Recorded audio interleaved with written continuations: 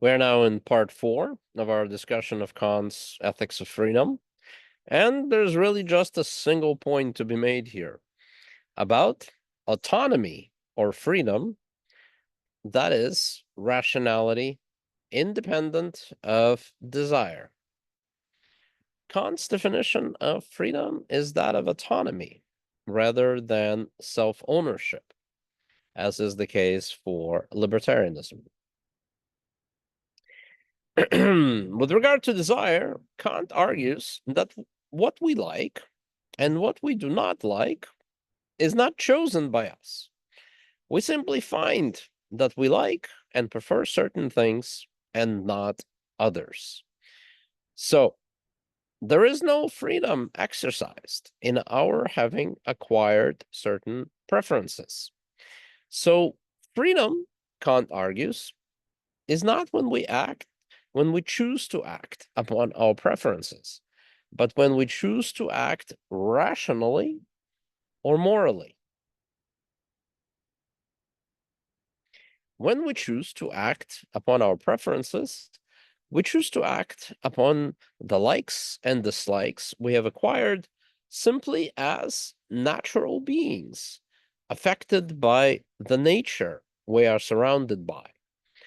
On the other hand, when we choose to act morally, respecting all rational beings, we act upon what is true according to our own rational nature. And then we are free. We are ourselves. The former, or choosing to act according to our desires, is called heteronomy, or command government by another.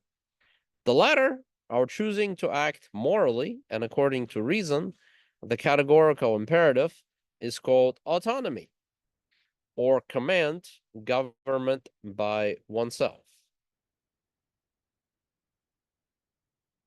Libertarian interpretation of freedom is self-ownership. Kantian interpretation of freedom is autonomy. But do we not have freedom when we choose whether to act on our desires or not, and when we choose which desires we shall act upon? Yes, but it is not a complete freedom. We are choosing among one desire, say our love for living in New York City, we did not choose, and another desire we did not choose, say our other love for living in Miami. The complete freedom is in our choosing according to our own rational nature, respecting humanity and rationality in each person as an end in itself. Not stealing, not lying, not murdering, not suiciding, not manipulating, and all of those things for right reasons. Not simply out of advantage, but out of respect for dignity of each rational being. Of course, we always choose to live upon some desire, say living in New York City. But that is not what makes us free in the sense of complete freedom as autonomy. What makes our choosing to live in New York City into an autonomous choice is that we do so without lying, stealing, manipulating, suicide, etc.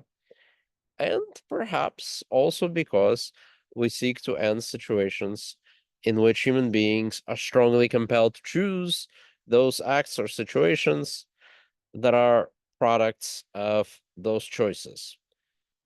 Situations of poverty, discriminations, all kinds of oppression, etc.